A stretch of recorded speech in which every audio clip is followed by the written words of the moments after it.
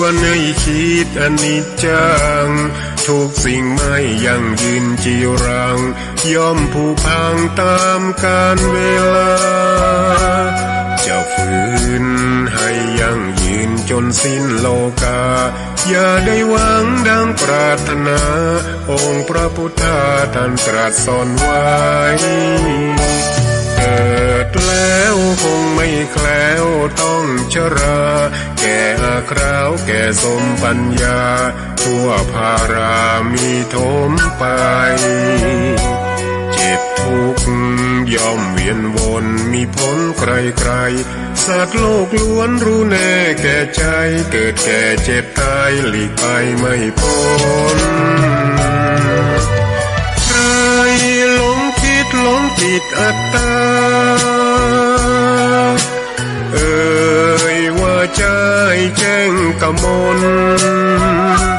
แม้นใครปลงได้คงสุขล้นชีวิตมีมองมนเกิดมาเป็นคนสมบูรณ์ดับหายเพียงร่างกายไว้ชีวาแต่กุศลผลกรรมทำมาย่อมแปลงค่ากลายเป็นทุน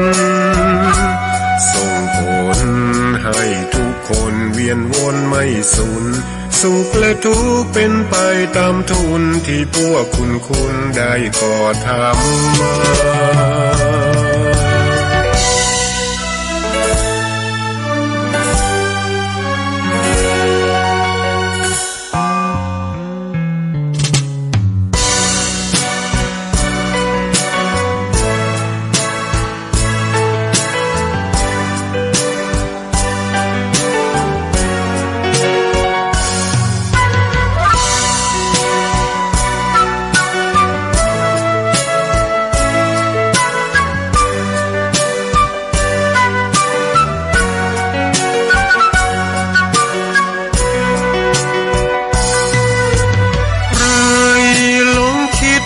ติดอัตตาว่าใจแจ้งกมลแม้นใครปลงได้คงสุขล้นชีวิตมีมองมนเกิดมาเป็นคนสมบูรณ์ดับหายเพียงร่างกายไว้ชีวาแต่กุศลผลกรรมทำมาย่อมแปลงค่ากลายเป็นทุนส่งผลให้ทุกคนเวียนวนไม่สูญสุขและทุกข์เป็นไปตามทุนที่พวกคุณได้ก่อทำมา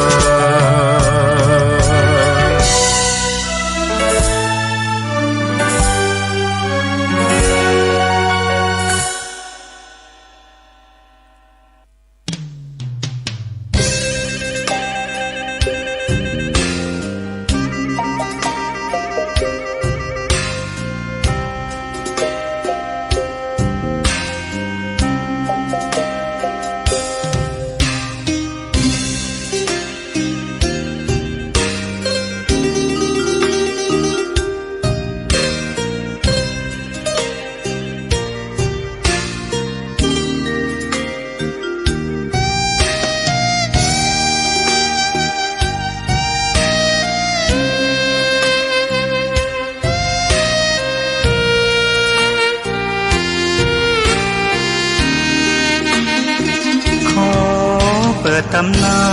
น1,300 กว่าปีแม่จามเทวีสร้างพระเจดีย์ที่วัดดอยน้อยพร้อมเจดีย์โค้งอีกองค์เคียงคู่อยู่ดอยสลับก้อนหินใหญ่น้อยร้อยเรียงหน้าอัศจรรย์พระธาตุสีทองแงนมองฝูงพึ่งทำรังช่างมีมนต์ขลังพลังศักดิ์สิทธิ์บนนั้นกล่าวคำไหว้สากราบสักการะคนลุกขนชัน สัมผัสถึงสายสัมพันธ์คงเป็นลูกหลานเคยร่วมสร้างบุญวัดดอยน้อยอยู่กลางยอดดอยโรยต่ออำเภอดอยเหล่าเขตติดต่อป่าสางลำพูนเดินทางปลอดภัยจากเชียงใหม่หรือสายลำพูนยินดีต้อนรับนักบุญมาร่วมสร้างทานบารมีตีสามตีสี่เปิดสถานีฟังตุลุงยองนักเทศเสียงทองชื่อเสียงดังก้องทั่วฟ้าธานีตัวจริงเสียงจริงวัดดอยน้อยแม่จามเทวีต้อนรับญาติโยมที่มีจิตศรัทธามาร่วมสร้างบุญ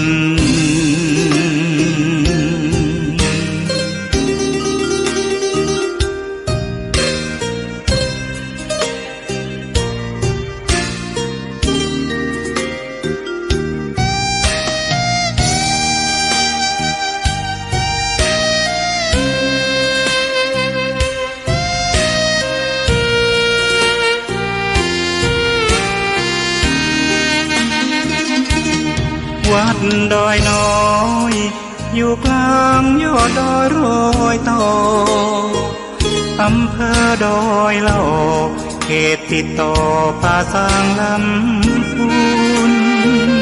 เดินทางปลอดภัยจากเชียงใหม่หรือสายลำพูนยินดีต้อนรับนักบุญมาร่วมสร้างทานบารมีตีสามตีสี่เปิดสถานีฟังตุลุงยองนักเทศเสียงทองชื่อเสียงดังก้องทั่วฟ้าธานีตัวจริงเสียงจริงวัดดอยน้อยแม่จามเทวีต้อนรับญาติโยมที่มีจิตศรัทธามาร่วมสร้างบุญ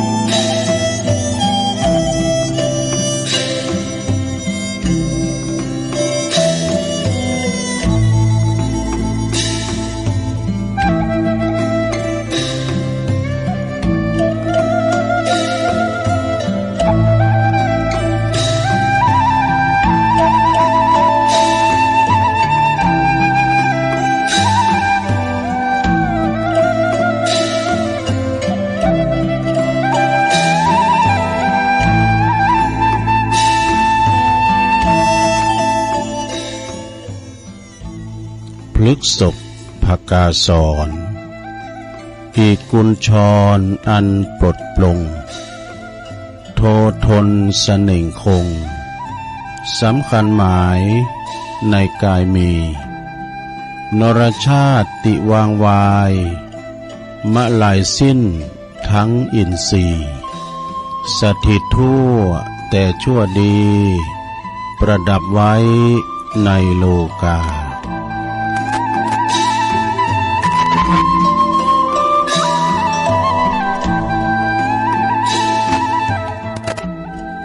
ขอความนอบน้อมแด่พระรัตนตรัยอันมีพระพุทธพระธรรมพระสงฆ์เป็นสรณะที่พึ่งขอกราบแนบไต่ไหวสาถวายความเคารพมายังครูบาอาจารย์พระมหาเถรานุเถระตันเจ้าคณะ พระสังฆาธิการพระภิกษุสามเณรเจ้าจุโตนจุองค์กุวัดวาอารามพร้อมตึงสำนักติภักทรงโตยเนอเจริญปอนมายังบรรดาปออกไม่ออกศรัทธาตันสาธุชนนักศีลนักบุญคุณดีหมู่เฮาเจ้าขาดทั้งหลายตื่นเจ้าขึ้นมาก็มาฟังรายการสัพเพเหระปกิณกะขอนลุงไก่แจ้งรายการเสียงธรรมเสียงทอง ซึ่งรับผิดชอบบริหารเวลาดำเนินรายการโดยต้นตัวแห่งอาตมาภาพเก่ากระผมตุลุงนันชัยวัฒนาคเสโนแห่งวัดพระธาตุดอยน้อยตำบลดอยหล่ออำเภอดอยหล่อจังหวัดเชียงใหม่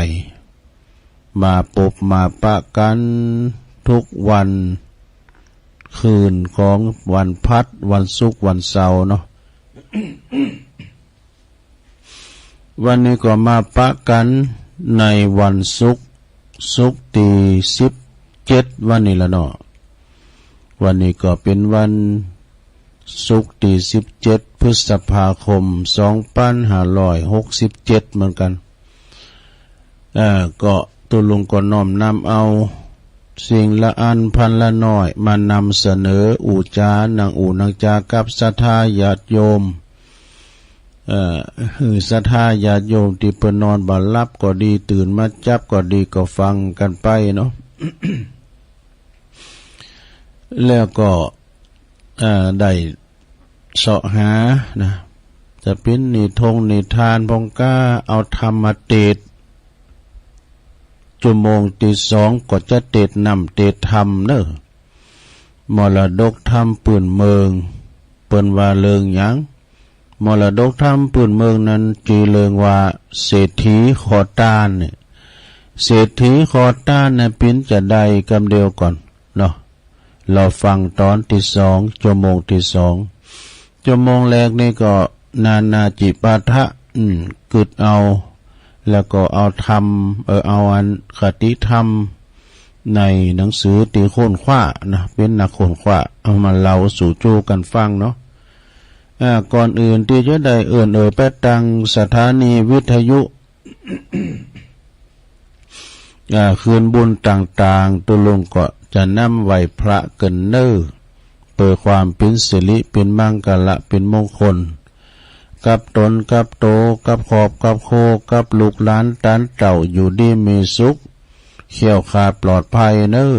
พร้อมแล้วก็กราบ1กราบ2กราบ3อิมินาสักกาเลนะพุทธังอภิปูชยามะอิมินาสักกาเลนะธัมมังอภิปูชยามะอิมินาสักกาเลนะสังฆังอภิปูชยามะอะระหังสัมมาสัมพุทโธภคะวาพุทธังภคะวันตังอภิวาเทมิสวากขาโตภคะวะตาธัมโมธัมมังนะมัสสามิสุปฏิปันโนภคะวะโตสาวกสังโฆสังฆังนะมามินะโมตัสสะภะคะวะโตอะระหะโตสัมมาสัมพุทธัสสะนะโมตัสสะภะคะวะโตอะระหะโตสัมมาสัมพุทธัสสะนะโมตัสสะภะคะวะโต อะระหะโตสัมมาสัมพุทธัสสะอิติปิโสภะคะวะอะระหังสัมมาสัมพุทโธวิชาจารณะสัมปันโนสุขโตโลกวิทู อนุตตโลปุริสตัมมาสาลาธิสัทธาเทวมนุสสานังพุทโธภควติสวากขาโตภควตาธัมโมสันติทิโกอากาลิโกเอหิปัสสิโกโอปันนยิโกปัจจตังเวทิตาโปวินโยเหติสุปฏิปันโนภะคะวะโตสาวกสังโฆอุจจุปฏิปันโนภะคะวะโตสาวกสังโฆยายะปฏิปันโนภะคะวะโตสาวกสังโฆสามิจิปฏิปันโนภะคะวะโตสาวกสังโฆญาติตังจัตตาลิปุริสะยุคาเนอัตถปุริสะปุคลาเอสะภะคะวะโตสาวกสังโฆอะหุนยโยปะหุนยโยตักขินยโยอัญจลิกาลนิโยอนุตตลังปุญญเขตังโลกัสสติจายันโตโพธิยามุเลสกายานังนันดิวัตโนเอวังตวังวิจัยโยโหหิจัยยสุจัยยมังกะเลอปัลลาจิตตปัลลังเกสีเสปัทวิปุคะเลอภิเสเกสัพพพุทธานังอากัปปะโตปโมทัตติสุนักกตังสุมังกลังสุปาภาตังสุโหติตังสุขโนสุโมโหโตจะสุยิถังพระมจาลิโสปัทขินังกายกัมมังวาจากัมมังปัทขินังปัทขินังมโนกัมมังปณิทิเตปทักขินาปทักขินานิกาตวันนะละพันตเถปทักขิเนสปิติโยวิวาจันตุสัพพโลโกวินาสตุมาเตภวัตวันตลายโยสุขีติกายุโกภวะอภิวาทานาสีลิสานิจังวุตตาปัจจายโนจัตตารโอธัมมาวัฏันติอายุวันโนสุขังปะลัง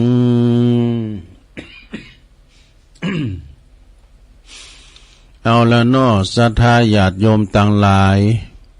ตุลุงก็ปิ้นเก้าปิ้นโหนำสวดมนต์ไปปิ้นตีเรียบร้อยก็ขอคุณพระติตาไหลรัตนะผ่านแผ่วตังพาเกี่ยวเจ้าสามประการเนาะจงดลบันดาลมาปกป้องคุ้มครองรักษาวัดวาอารามข่วงแก้วตังสามปกป้องคุ้มครองรักษาครูบาอาจารย์เนาะประสงค์องค์สามเณรเจ้าอยู่กับวัดกับว่าได้มาเป็นเนิ่นนาบุญศรัทธาได้มาสักการะปูชากับไหวมาทำบุญทำกุศลกันมาทานขันเข่าขันน้ำทำบุญมงคลอาวะมงคลก็ได้นิมนต์ตุเจ้าไปทำพิธีทางศาสนางานบุญต่างๆเนาะก็เฮาก็ได้ปะได้ปึงกันไปงานบะสังก็ตามเนาะงานศพงานสาก็ดีถ้าว่าตุเจ้าพันเนนเข้าไปนะก็บะปินตาน้ำแล้ว ก็ต้องปึงปาอาศัยวัดปึงวัดบ้านปึงบ้านจอยกันไปโดยความสมัครสมานสามัคคีเนาะเป็นน้ำหนึ่งใจเดียวกันก็กุมลุ่มลากันไปเนาะศรัทธาญาติโยมก็เหมือนกันเนาะขอให้มีสุขภาพพลานามัยสมบูรณ์แข็งแรงเนอะอยู่ดีมีสุขเป็นเฒ่าเป็นแก่เป็นลมโพลมใสของลูกของหลานไป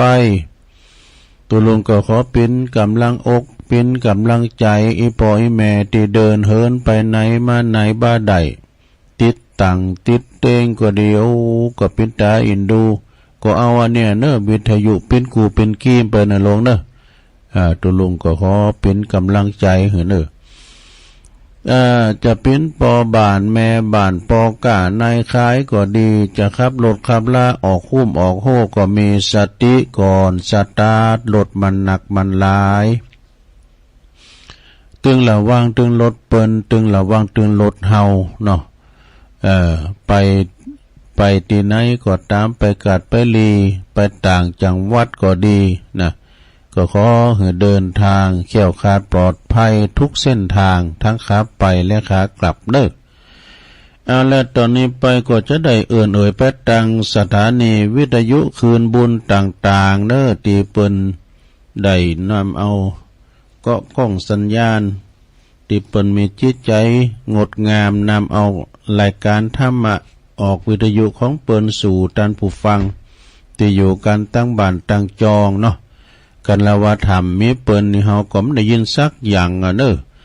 อตุลุงก็เปิดไปแล้วก็เสริมสัญญาณปฏิวัติปากตั้งเจริญวัดปากตั้งเจริญเนี่ยก็เป็นโหจ่ายเนาะจ่ายไปตั้งเป็นตีเป็นตั้งดังต่อไปเนี่ยจ่ายไปปุ้นหลายตีเนาะที่เปิ้นหับสัญญาณรายการธรรมะชงเวลาตี 3 ถึง 5 โมงนี่ก็ขอบคุณเนอะสถานีวิทยุคลื่นพระพุทธศาสนาการศึกษาและวัฒนธรรมของวัดไฟหินเนอะตำบลสุเตปอำเภอเมืองเชียงใหม่โดยเมตตาบารมีธรรมอาจารย์พระครูสมุวิศววัฒน์วรกิจโจอาจารย์พระครูปนก่อลิงสัญญาณเจ้าวัดไฟหินนี่ FM 104.50 เมกะเฮิรตซ์เนอร์ก็ต้องขอขอบคุณอันนี้เพิ่งคืนใหญ่เฮาแต่แม่ไข่ใหญ่เนาะฟังกันกว้างไกลขอบคุณสถานีวิทยุคณะสงฆ์อำเภอฝางตั้งอยู่ที่วัดพระพุทธบาทอุดมนำบ่อสาวาสำนักวิปัสสนา FM 100.25 เมกะเฮิรตซ์โดยเมตตาบารมีธรรมหลวงพ่อพระครูสุจิตานุรักษ์หลวงพ่อใหญ่เฮาเนอร์เจ้าคณะอำเภอฝางแล้วขอบคุณตุปีจำเริญโชติธรรมโมตุปีเลินเฮาเนาะตุปีสุเทพโดยกล้องเอาสัญญาณไปปีน้องฟังไม่อายใส่ประการก็ฟังกันลงกันหลายแล้วก็มาขอบคุณสถานีวิทยุแดนดินถิ่นล้านนาตั้งอยู่ที่บ้านโฮงโงตำบลนำบ่อหลงอำเภอสันป่าตองเนอะ FM 103.50 เมกะเฮิรตซ์โดยคุณรุจิสมบัติเงาคำ2 เถ่าเฝ้าหลานนี่สายยาเปิ้นนะแล้วก็ขอบคุณสถานีวิทยุคลื่นธรรมะของชุมชนวัดห้วยตองซักตำบลโขงเป้าอำเภอจอมทองเนอะ FM 98.75 เมกะเฮิรตซ์โดยเมตตาบารมีธรรมอาจารย์พระครูวาปีวรมานิตเนอร์โซนไต่ซ้ายไต่ก็ฟังแต่เมื่อเพลงมาเหมือนกันนะ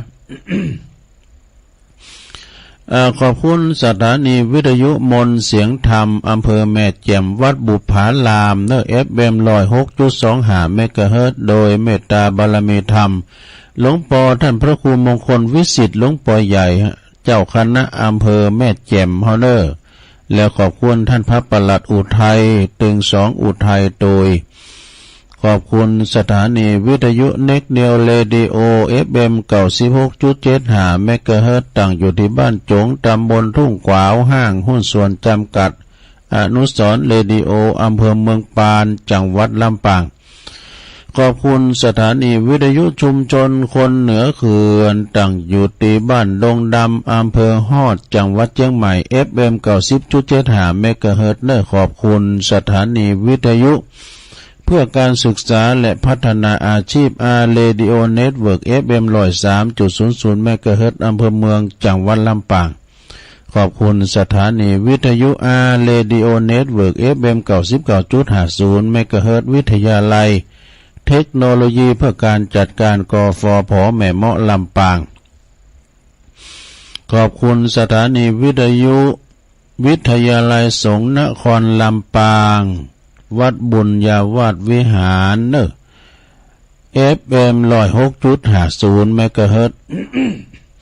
โดยท่านดร.จิรศักดิ์ปันลำและก็อาจารย์แอมตัวเนอลิงสัญญาณไปสีคำเรดิโอจากนาเหลืองนอกอำเภอเวียงสาจังหวัดน่านเนอ FM 92.50 เมกะเฮิรตซ์เนออันนี้ปินลายจือปินลายจือลายนามของสถานีวิทยุคลื่นบุญต่างๆตีเป็นกล้องสัญญาณนำรายการในสู่ตันต่างหลายเนาะได้ฟังกันถึงหอถึงเฮิรนถึงบ้านถึงจองแต่ว่าในตุลุงบ่ได้มาสักกรรมเนาะติดศาสนกิจก็เลยไม่ได้มาสักกรรมนะขออภัยกับสถานีต่างๆโดยเนอวันนี้ก็มาแล้ว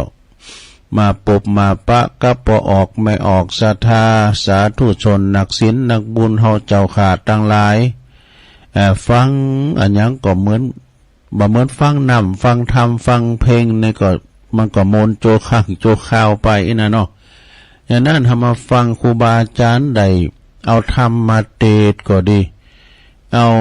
ธรรมะบรรยายมาขยายความก็ดีก็ฟังไปก็โมนเนาะซะดานำธรรมคำสอนขององค์พระสัมมาสัมพุทธเจ้าในมีนักมีหลาย 84,000 พระธรรมขันธ์ก็ได้ฟังกันไปบางตนบางองค์นั้นเปิ้นก็น้อมนำเอามรดกธรรมมาเทศมรดกธรรมก็สาธโวและเปิ้นก็จะบรรยายสรุปเนื้อหาสาระใจความธรรมพิจารณานะเนาะแต่บางตนบางองค์เปิ้นก็ถนัดไปตั้งธรรมบรรยายบรรยายธรรมก็โดยไม่ต้องพอหนังสือนะแต่ว่าเปิ้นพอหนังสือนะเปิ้นขึ้นเทศทำในวัดก็ดีหรือว่าไปเทศในเขากรรมปัจจ้าเนี่ยก็ดียะเทศบรรยายเปิ้นต้องกรรมทำอยู่ดีนะสดาเนี่ยเปิ้นต้องกรรมทำอยู่ดีเวลาว่าเปิ้นเทศบรรยายนะต่างนะโมเป็นกรรมทำหรอกแต่ว่าเปิ้นพอทำนะหมายความว่าเปิ้นแสดงธรรมอยู่นะการธรรมะแสดงธรรมการบรรยายนี่มันเข้าใจง่ายเนาะศรัทธาญาติโยมทั้งหลายเหมือนกับเปิ้นเล่าหยังคือเฮาฟังโจรติดตามเปิ้นเล่านิทานกะเปิ้นเล่าเรื่องนั้นเรื่องนี้เรื่องประวัติศาสตร์ประวัติครูบาน่ะเนาะแม้แต่ฟังซอนี่แม่ครูโบซอนเมืองเป่าเขาเนี่ยเปิ้นซอชีวประวัติครูบาเจ้าศรีวิจัยฟังแล้วก็โมนฟังแล้วฟังแฮมบะเบอบักกายเหมือนกับเทปของตุลุงทองนี่ตุลุงทองนี่เปิ้นเล่าหยังให้ฟังหลายอันหลายอย่างเปิ้นบันทึกเทปไว้เอามาฟังก็ถึงเข้าอกเข้าใจดีนะเมื่อว่าเปิ้นได้อยู่กับวัดกับว่าไม่ได้ไปออกงานที่ไหนเปิ้นก็ตั้งสถานีส่งกระแสเสียงมาตั้งที่วัดไฟหินพี่อาจารย์ดร.มหาสวัยอาจารย์ท่านพระครูสมุวิศวัตประกอบบันทึกเสียงไว้แล้วก็ถึงแม้ว่าเปิ้นบ่มีอยู่ในโลกนั่นแล้วนะก็เสียงน้ำเสียงธรรมเบอก็ยังอยู่ฟังแล้วบ่เบื่อบักกายนะสดาฟังแล้วก็ยังโมนอยู่กรรมตลกปกฮาแฝงไปโดยคติธรรมเหมือนกันนะโมนแล้วก็ฟังแล้วก็คือเฮาคลายทุกข์บ่คือปิ้นตุกก็คือมันปิ้นตลกครบคันไปตัวอีกอ่ะเนาะ แฝงไปโดยธรรมะอันนี้ก็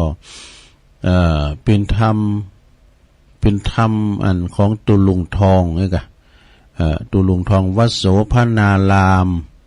ประเดี๋ยวนี้สรีระลางของเปิ้นก็ยังอยู่ที่วัดโสภณารามอยู่เนาะเปิ้นก็ยังได้พระราชทานเพลิงศพเด้อนะตุปีอารุณนี่รักษาการแทนเจ้าอาวาสอยู่หั่นเนาะแต่ตุลุงคำมูลลูกศิษย์เปิ้นนี่ก็พระราชทานไปละศรัทธาญาติโยมเนาะสุดจินใหม่ก็เหลือจินโลกะ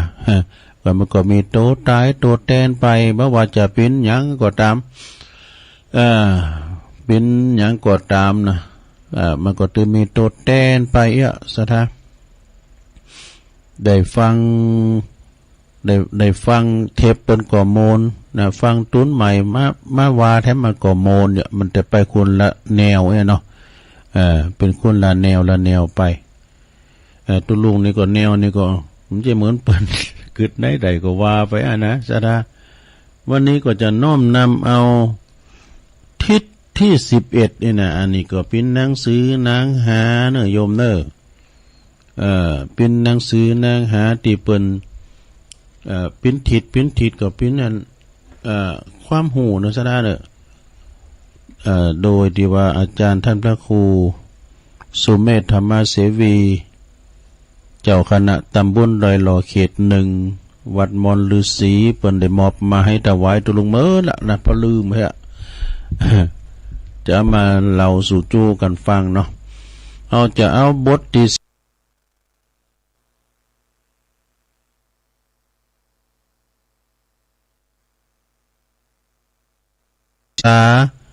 จำเป็นต้องมีนะคุณเฮามันจะหัวหันหน้าบ่หันใจแต่เฮาไม่คิดให้เพิ่นก็จริงแต่อาจเพิ่นจะคิดให้ต่อเฮาอีนั่นเนาะแล้วก็ทำอันยังก็ตามจงอย่าปิดทางถอยของตนนี่ต้องเกมไว้เกมไว้นะแปลว่าจงเตรียมการไว้เผอพาดพาทาไหมเนาะจงมีความจริงใจต่อทุกคนแต่อย่าไว้ใจผู้อื่นจนหมดเปลือกนี่ก็คือว่าเผื่อใจไว้พองเนี่ยนะ อย่าคิดให้เป็นว่าอย่าคิดให้ต่อภัยแต่จงระวังป้องกันกับคนที่จะคิดให้ต่อเฮานี่ป้องกันไว้ก่อนการที่บ่สนใจระวังป้องกันรักษาคือความประมาทฮะต้องป้องกันไว้นะคือเฮาสนใจบ่ระมัดระวังเนี่ยก็คือหมายความว่าเฮาประมาทนี่น่ะเนาะความประมาทนี่จะนำมาซึ่งภัยต่างๆเด้อภัยพิบัติต่างๆแต่ความประมาทเท่านี้นะอย่าไปโอดความสามารถของตนไปเสียทุกอย่างเฮานี่จางหมดนะน่ะเนาะจางไปหมดให้กูอย่างเป็นว่าถ้าศัตรูโห่เลิงของเฮาทั้งหมดจะบ่มีอันยังแก้ไขย่ามเมื่อเฮาขับขันแต่กันเนาะจงสร้างคุณงามความดียิ่งใหญ่แต่วางตัวให้เรียบร้อยวางตัวให้เรียบร้อยแล้วเนาะวางตัวให้เรียบง่ายมันจะเรียบร้อยวางตัวให้เรียบง่ายใจชีวิตเรียบง่ายจะเป็นเคืองกันพลาดก็เป็นว่าแกล้งโง่ให้เป็นบ้างแกล้งงวงให้เป็นพองเลืองลาวคัดแย่งจะน้อยลงได้กันเนาะโง่ไม่เป็นใหญ่ไม่ได้และประกอบว่าตามเขาด่าแปลว่าเขาด่ามากกว่าแกงทำเป็นบ่ฟังบ่ฮู้เรื่อง เขาด่าเขามานะแกงฟังบ่ฮู้เรื่องให้ว่าลมผ่านหูแล้วมันก็ผ่านไปจะไปหยุดไว้ทำหือเฮาทำเหือนนักเข้มได้นะมาขึ้นเลยเพราะว่าทำเฮานักแล้วก็มาขึ้นเลยหนึ่งเพราะว่าหนึ่งบัสูลดน้อยถอยเลิงเลิงหนึ่งนะนะเพราะว่าขึ้นเฮาขึ้นมาแกเนาะ เรื่องหนึ่งยังบ่สู่ลดน้อยทำเรื่องหนึ่งอันนี้ก็จบไปบทที่16นะศรัทธาบทที่16ศรัทธาก็ตั้งใจฟังไปก็รับไปเนอะศรัทธาเนอะก็เดี๋ยวจะมีธรรมกล่อมรับอยู่นะต่อไปเป็นบทที่17เนอะศรัทธาเนอะ17ต่อกับวันที่วันนี้ก็วันที่17ของเดือนพฤษภาทำเสน่ห์หรือว่าหรือจะสู้ทำความดีทำเสน่ห์ไปเถอะนะมันจะสู่เฮาทำคุณงามความดีถึงบัดใดนะใจอาคมผูกจิตหรือจะสู่ใจความจริงใจ จากความจริงใจนะศรัทธาเนาะใจอาคมยังก็ตามเลยมันสู่เฮาความจริงใจสู่กันบัดใดแล้วก็บอกว่าตองกัตถามัดใจหรือจะเตาความซื่อสัตย์นี่ความซื่อสัตย์เนี่ยเป็นหัวใจสำคัญเวทมนต์ครั้งแค่ไหนก็บ่ยังยืนเนาะเวทมนต์แค่ไหนก็ถึงครั้งแต่ใดก็ถึงยังยืนความดีงามนะสดาอย่าจมความดีงามที่แผ่ซ่านนอกจากใจนะออกจากใจความดีงามแผ่ซ่านออกจากใจมีอิทธิพลยาวนานว่าความดีงามเนี่ยนะแล้วเปิ้นก็ว่าถ้าผูกพันถ้าผูกสัมพันธ์ถ้าผูกสัมพันธ์โดยความดีจะมีน้ำใจข้ามภพข้ามชาติพวกกันนี่ถ้ามีความผูกพันโดยน้ำจิตน้ำใจนะข้ามภพข้ามชาติพวกนะแล้วเปิ้นก็บอกว่าความชั่วนั้นผูกสัมพันธ์ให้ยั่งยืนไม่ได้นี่ความหักกันเพราะซึ่งในความดีจะบ่มีไผหักกันเพราะซึ่งในความชั่วเมียเนาะแล้วเพิ่นก็ว่าความชั่วเป็นสาเหตุแห่งการกินแหนงกินอันยังก็ตื่มบ่อิ่มบ่ติ้มกินบ่สิ่งก็คือกินแหนงเนี่ยนะแล้วก็เป็นเหตุให้ไว้ใจกันบ่ได้เนอะอยู่กับความดีจึงผ่อนคลายถ้าอยู่กับความชั่วต้องระแวดระวังถ้าไกลความดีนะถ้าไกลความดี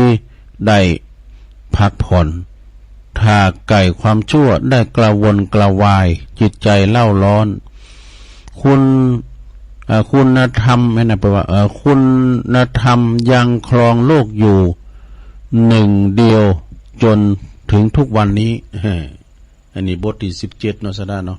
เด้อตะลุงเปิดไฟกันเนี่ยโอ้มาเปิดไฟดวงเดียวอีกะแจ้งลึง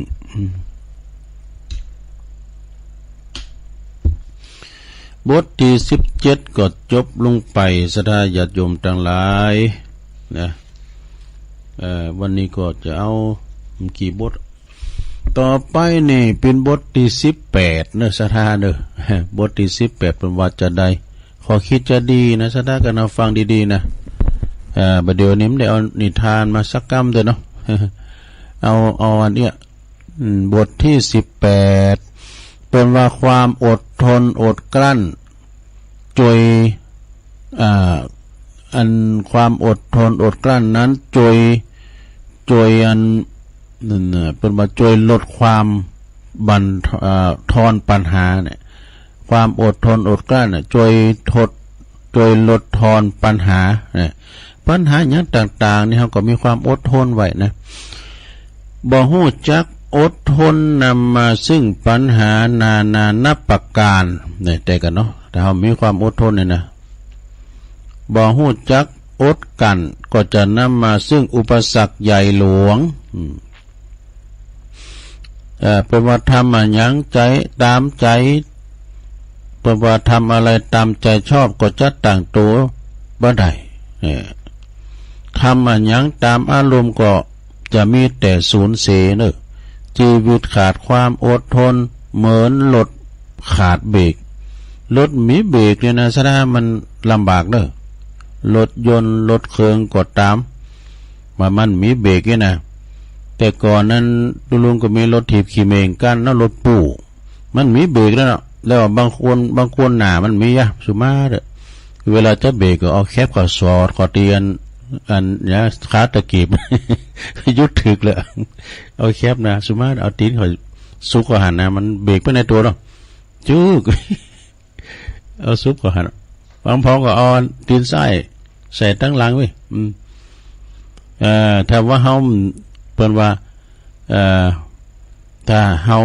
ชีวิตของเฮาถ้าขาดความอดทนเหมือนรถที่ไม่มีเบรกนี่มีห้ามแล้วก็ชีวิตขาดความอดกันก็เหมือนดิ่งพระสุธาเหมือนดิ่งพระสุธาหรือว่าเป็นโดดลมและลมบักกลางเนี่ยแล้วก็อย่าเห็นหูแต่ความฉลาดจงเห็นหูความอดทนตัวนะต้องเห็นหูความอดทนคือขันติตัวอย่าไปเห็นหูแต่ความเก่งกาจจงเห็นหูความอดกันตัวยิ่งต้องทำงานใหญ่ยิ่งต้องมีความอดทนอดกันอย่างสูงนี่ยิ่งงานใหญ่ตามียศตำแหน่งต่างๆต้องมีความอดกันอดทนนะสิ่งที่ปล่อยไปอย่างไล่ขอบเขตจะแตกสิ่งที่ปล่อยไปอย่างไล่ขอบเขตนี้มันจะแตกแล้วสิ่งใดที่ปล่อยไปอย่างไร้ความควบคุมจะระเบิดทั้งหมดบางอย่างควบคุมมันจะระเบิดทั้งหมดความอดทนอดกันคือเงินไขสำคัญของชีวิตมนุษย์บทที่18นะลงจบลงไปถ้าจะจบเจ้ามันเกินนี่นะเหลือทั้ง2 บทบ่ได้เหลือทั้ง2 บทอันนี้เปิ้นก็บอกว่าบทที่19นะอย่าทำความดีอย่างไฟใหม่ฟางนะฟางนี่ก็คือเฟืองนะโลเนอร์กลิ่นโคลนเนี่ยเป็นเพลงเป็นเมียกลิ่นฟางนางลืม อย่าทำความดีอย่างไฟใหม่ฟางไฟใหม่เฟืองนะนึกศรัทธาขึ้นมาก็ทำจนมาเกินประมาณเหมือนลมพายุนี่ทุ่มเข้าไปนะเปิ้นว่าน่าจะทำแบบนั้นเมื่อผ่านไปแล้วก็จะเลิกสิ้นเหมือนที่อับลุ่มที่อับลุ่มคือลุ่มผ่านนะที่ลุ่มบ่าผ่านคือลุ่มมันบ่เข้าอย่างนั้นเฮาอยู่ในห้องนะซะนะการเฮาไขป่องนี่นะเฮาไขป่อง2 บ้านก็ดีมันจะบ่ยินแต่ว่านะแต่เฮาไขให้ผากนี่นะลมมันจะผ่านเนี่ยอันนั้นเย็นจงสร้างความดีให้สม่ำเสมอนี่ถึงเป็นความเล็กๆน้อยๆแต่จงทำทุกวันเป็นนิสัยทำบ่อยๆเนาะแต่ทำน้อยๆอย่ากินข้าวทีละกระสอบอย่ากินข้าวทีละกระสอบแล้วก็เลิกกินอีกเลยบ่กินทำเลยนะโธ่ใครเขาเจอบ่กินอิ่มแล้วว่าใครเขาเจอเวลามันอยากมากมันก็คือถึงเข่านั่นนะมันบ่จะกินขาบเดียวให้มันได้ก็เฮากินอิ่มแล้วนะเหมือนว่าเฮาอยากกันสักเตือเนาะตึงขามันก็อยากอยู่หิวอยู่นะความหิวเป็นโรคอย่างยิ่งจงกินข้าวทีละจานแต่กินทุกวันข้าวนี่ตกถึงต้องเป็นยาติบตัวลงว่าบ่อยๆว่ากองทัพนั้นเดินด้วยท้องเราไม่ได้กินข้าวเก่าทุกขาดสารอาหาร สร้างความดีสม่ำเสมอดีกว่าทำความดี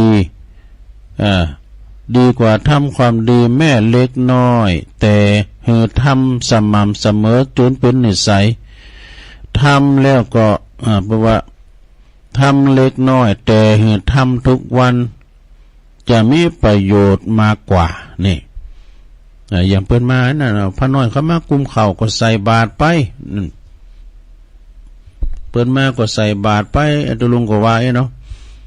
ถ้าว่าเปิ้นมาใส่บาตรมากุมเข่าน้ำตัวโหเฮาเนี่ยโหบุญมาจูถึงบานตีนขันใดกันนะเฮาก็ย่างย้ายไปใส่ให้กำเดียวนึงอีกอ่ะเนาะ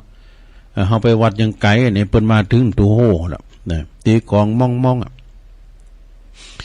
อย่าทำมากมายใหญ่โตแต่ทำวันเดียวเลิกเนี่ย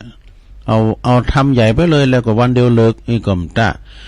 การกินวันเดียว1 โอ่งนะแปลว่าการกินน้ำวันเดียว1 โอ่ง1 โอ่งแล้วนะแล้วก็เลิกกินไป1 ปี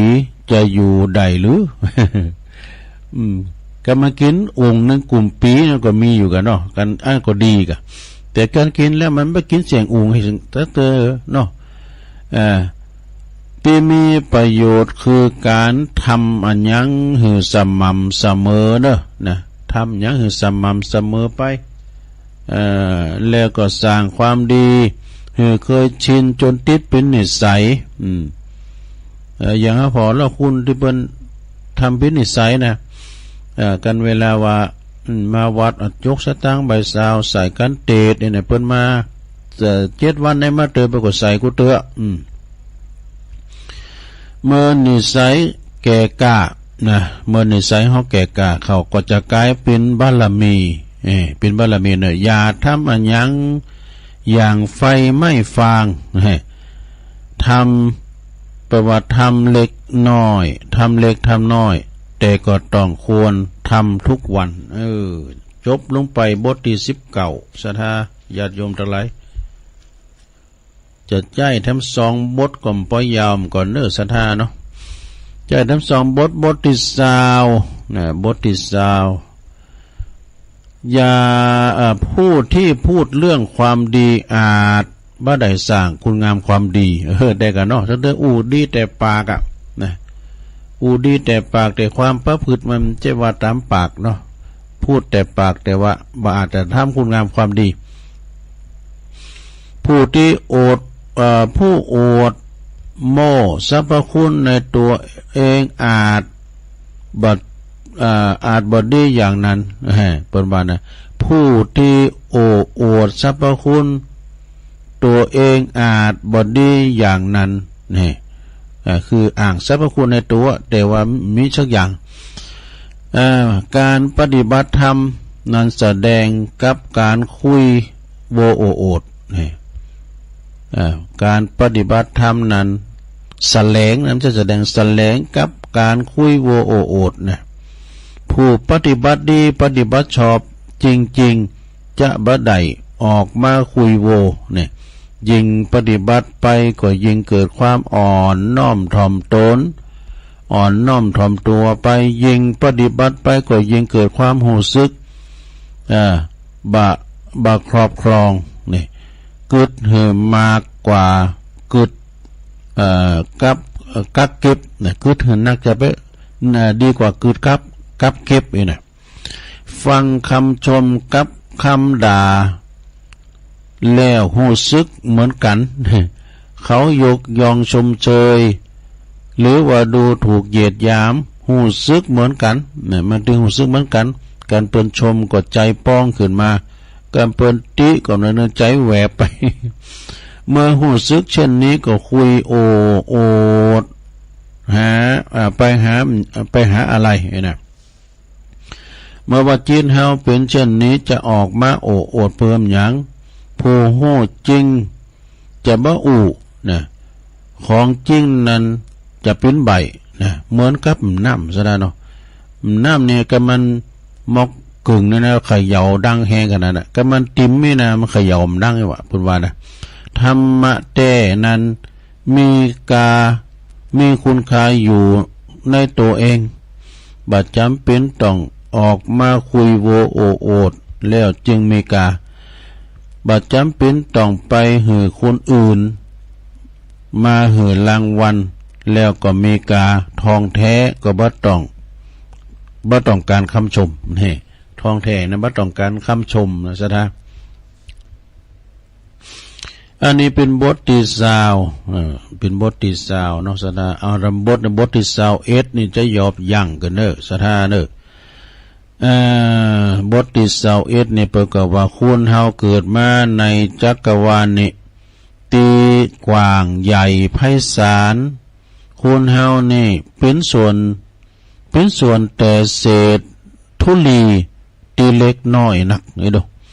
เมื่อเกิดมาแล้วก็ต้องอาศัยผู้อื่นชูจอยเหลือก็คือพ่อแม่เฮาเนี่ยนะเกิดมาแต่อ่อนแต่ออกเนาะจนว่าเฮาได้ช่วยเหลือตัวเองทำให้ศึกษาใหญ่หน้าการบ้านมากว่าจะใหญ่หน้าการบ้านใหญ่โตมานะก็ต้องมีการเกิดกูลของบุคคลอื่นก็คือพ่อแม่ครูบาอาจารย์มาก่อนนะแล้วก็จะถือโตดีเย่อหยิ่งไปทำไม นะบัณฑิตทั้งหลายนี่เปิ้นว่าเป็นผู้ที่มีปัญญาหนักบัณฑิตนักปราชญ์นะเป็นมีพยาปัญญาหนักหลายจึงหันว่าโลกนี่อยู่โดยกันอยู่ได้โดยการพึ่งพาอาศัยเฟื้อเผื่อแผ่อุดหนุนจุดเจอกันไปทนุถนอมน้ำจิตน้ำใจกันไปนะจึงแสดงออกต่อโลกนะจึงแสดงออกต่อโลกโกด้วยความอ่อนน้อมถ่อมตนแล้วก็จึงแสดงออกต่อโลกโดยความกตัญญูรู้คุณนะกตัญญูรู้คุณจึงแสดงออกต่อโลกโดยความเมตตากรุณา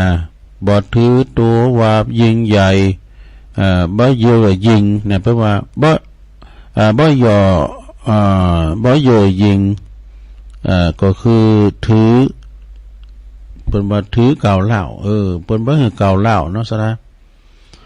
แล้วก็อยู่ในโลกยิงอย่างคิดแทนคุณโลกคือแทนคุณโลกบ่ทำลายโลกเนาะแล้วก็เสมอนะพร้อมเสมอในการช่วยเหลือผู้ที่ด้อยโอกาสนี่ด้อยโอกาส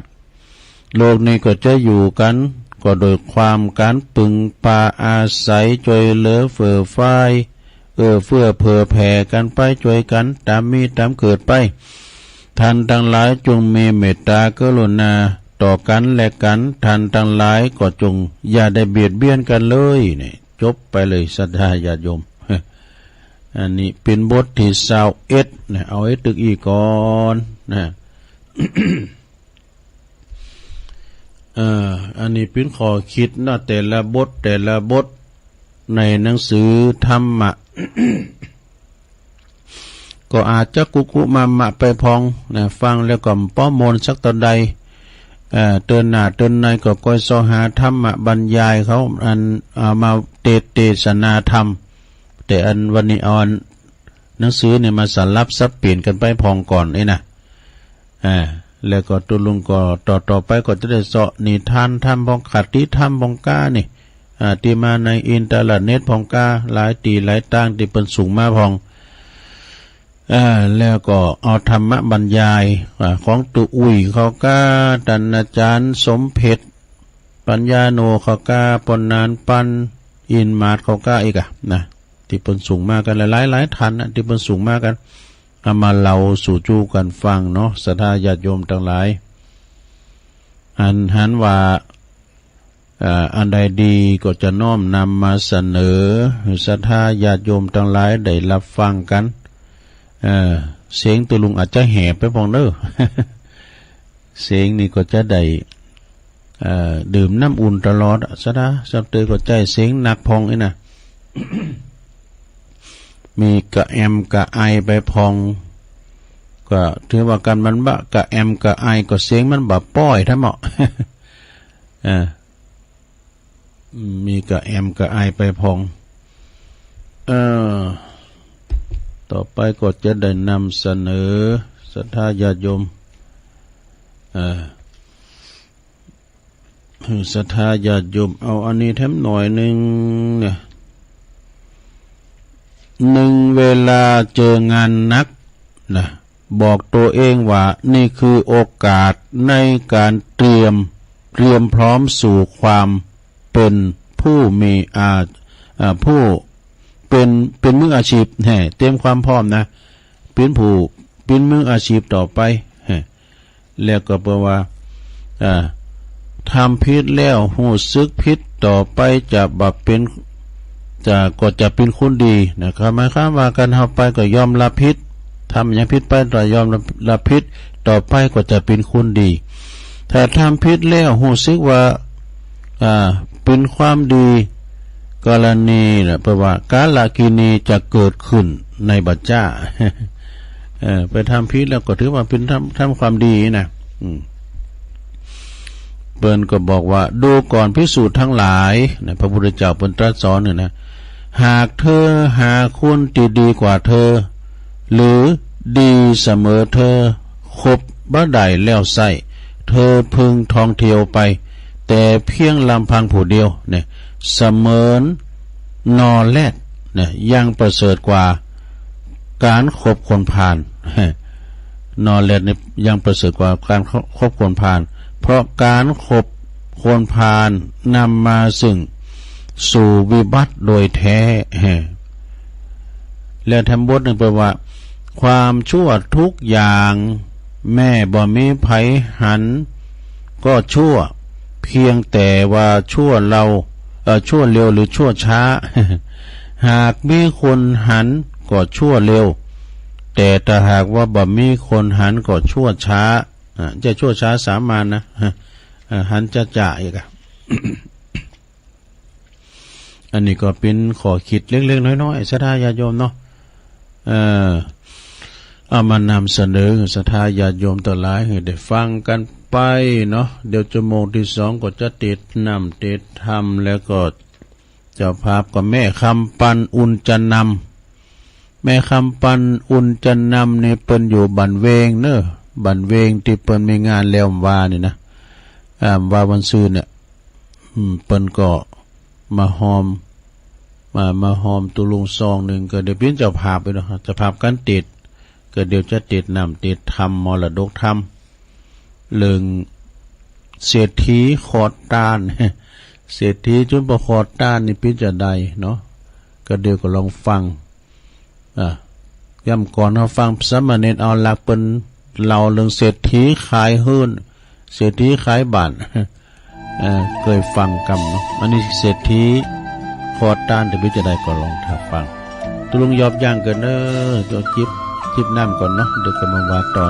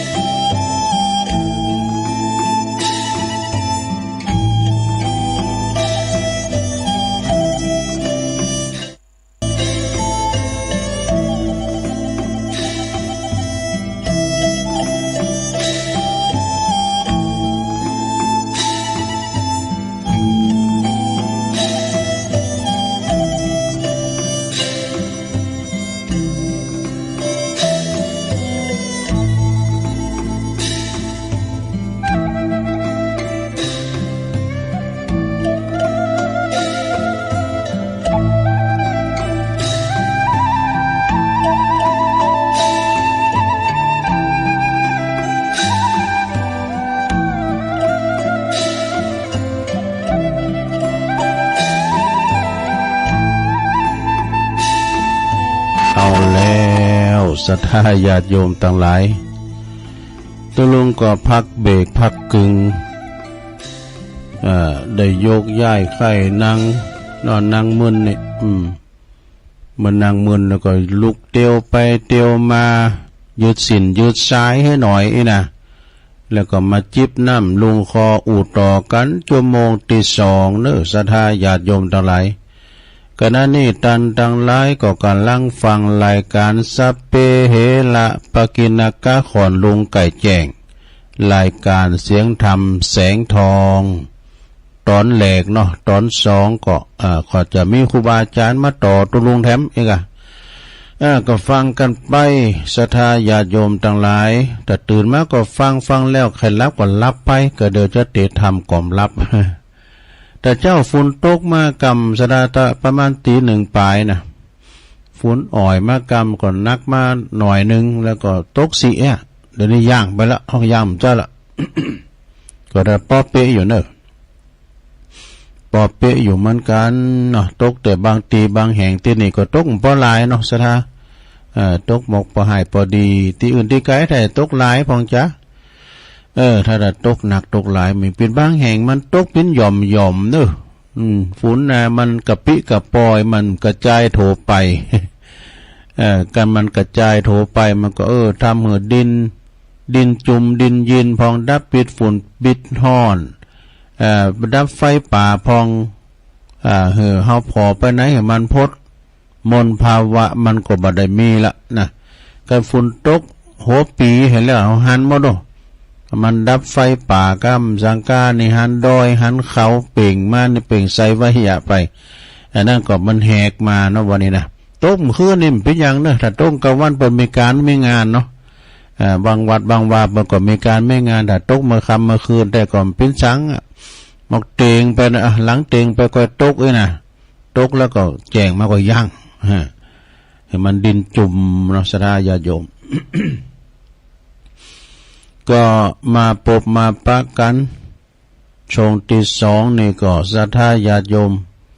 ก็จะได้ฟังนำฟังธรรมฟังเทศเทศนี่ก็คือเป็นเทศมรดกธรรมเนอะเป็นธรรมเก่าธรรมเกิดมาเหมือนเศรษฐีโคตรต้านนี่ก็เหมือนกับตีหลายเรื่องที่ผ่านมาเนี่ยลูกเต่าเขาปั่นเนาะบ่ฟังกำปอกำแม่มีเขาของเงินคำสัมปติอยู่นางอยู่บุญกองเงินกองทอง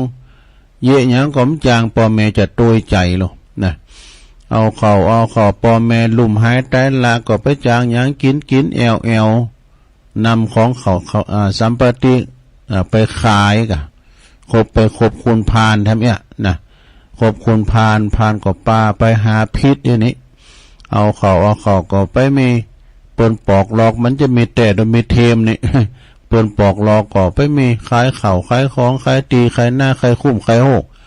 เอาเขาขายแผ่วขานูโคใบบนนี่ไม่ยังซื้อกินกำกะลงเป้าคอต้านเพราะว่าเศรษฐีคอต้าน จะเป็นจะใดก็ฟังในลงเนอะฟังแล้วเดี๋ยวจะบรรยายสรุปกรรมเนาะฟังน้ำฟังธรรมก่อนชนะเนอะเศรษฐีขอทาน นะโมตัสสะภะคะวะโตอะระหะโตสัมมาสัมพุทธัสสะอิมังธัมมะเตสะนังสัทธาสะวัตติยังวิหาลันโตปรัมมานาพุทธังกาเทสิสัทธโวดุลาสัพปุลิสะตั้งหลายตั้งยิ่งใจมวลหมู่พร้อมหน้าอยู่ฟังธรรมจงดาจำฟังที่เอาเป็นที่ใครการตามดังพระจินนามานที่ไว้เทศนาไว้เมินมาสอนคนนาใหญ่หน่อยอันใดรู้ถอยกองดีเอาตนนี้ออกจากทางทุกข์ยากสงสารถึงนิพพานเวียงแก้วเป็นที่แล้วกะเสมใจอดฟังไปแต่ตนติดสืบสนถึงปลายบัดนี้แด่เตอกินละดังได้ยินได้รู้มานี่เรายังมีพรามเท่าผู้หนึ่งสายอยู่ในเมืองใหญ่สาวัตที่เขาของมีหลายหลากเกลือมีมากทมนา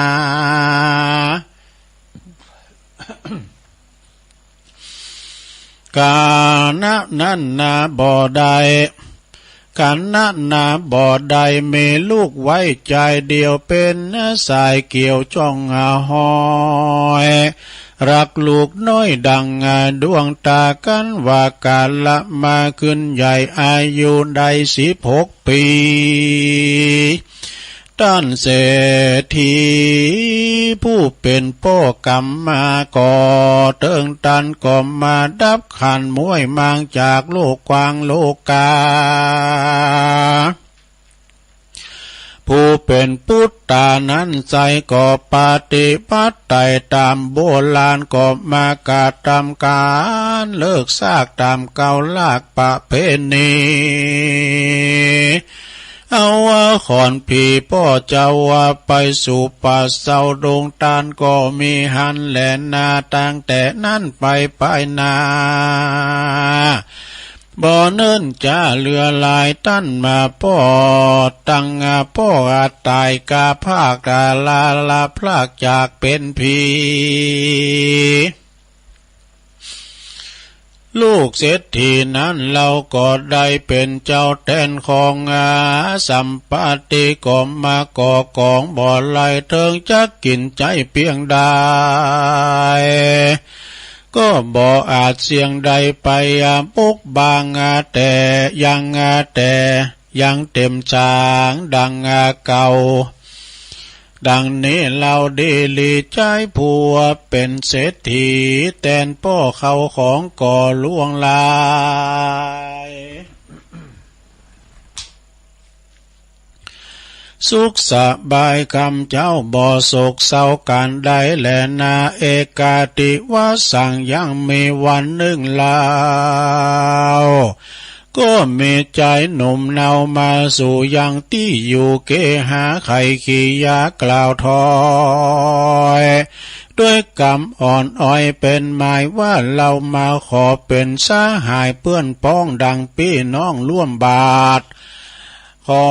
อย่าได้ขาดศรัทธาเขาสองคนนั่นหนากล่าวอูใจจื่นสู้เจยบา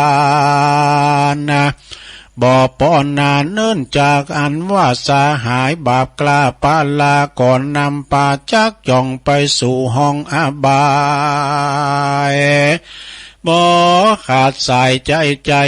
บ่เว้นไว้คืนวันกันที่ไหนมีงานม่วนเล่น บ่วางเว้นไปหาดื่มสุราน้ำเหล้าตั้งหนุ่มเนานาลีเงินคำมีจ่ายใจบ่เว้นไว้สักอันว่าปันนั้นต่อตาเข้าของล่อจอมไปบ่อนนานเต้าใดขวาดลูเข้าของอันมีอยู่ทมนาก็มาไกลกลากาดกล้อยขายไปเตื้อหน่อยบกบางอันว่าย้อนว่าเมาเส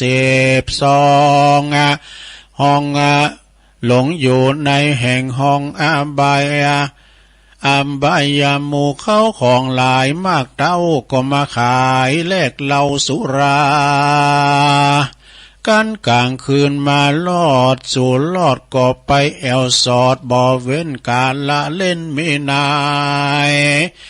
ติดซาใดไก่ก็บ่เว้นไว้ไปหาย้อนสาหายนั้นนะเป็นเหตุพาไปสู่เขตตั้งพา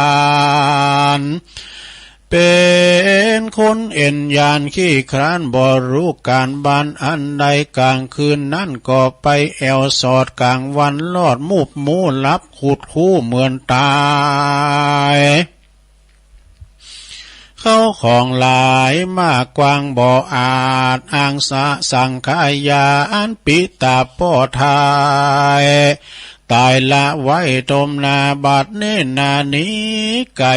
มีอันใดก็บอกไว้อันจักขายใดเหมือนเงินคำก็รีบไปจำนำบ่จะสุดแต่เสื้อผ้ามวลหมู่อันตนนุ่งอยู่วันวานนะก็มาขา